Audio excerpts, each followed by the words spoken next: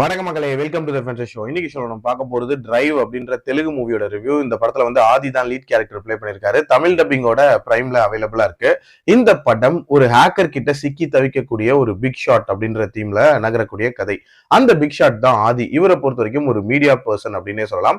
இவரோட அப்பா கஷ்டப்பட்டு ஒரு பத்திரிகையை டெவலப் பண்ணி ஒரு பயங்கர ஐடியாலஜியோட வாழ்ந்த ஒரு நபரா இருக்காரு.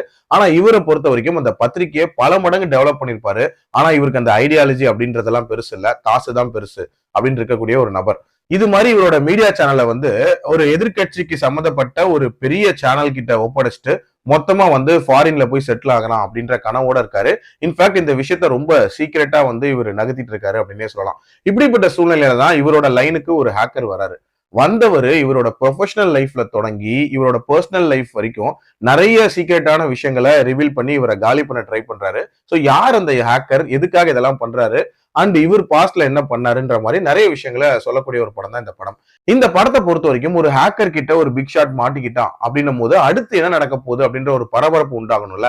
இனிஷியலா அந்த பரபரப்பு அப்படின்றது நல்லாவே கிரியேட் பண்ணியிருந்தாங்க. பட் போக போக அந்த பரபரப்பு அப்படின்றது சுத்தமா வந்து இவங்க ரீடைன் பண்ணல அப்படின்னே சொல்லலாம்.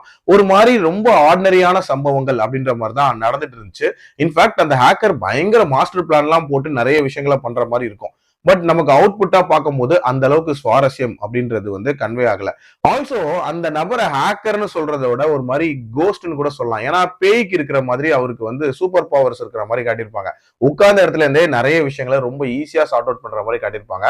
என்னதான் அதுல வந்து லாஜிக் அப்படின்றது 100% இல்லைனாலும் பட் அட்லீஸ்ட் கொஞ்சமாவது நம்புற மாதிரி கன்வே பண்ணணும்ல, அதை பண்ணல அப்படின்னே சொல்லலாம். அதே மாதிரி ஏன் இதெல்லாம் நடக்கும் அப்படின்ற அந்த ரீசனிங் இருக்கும்ல.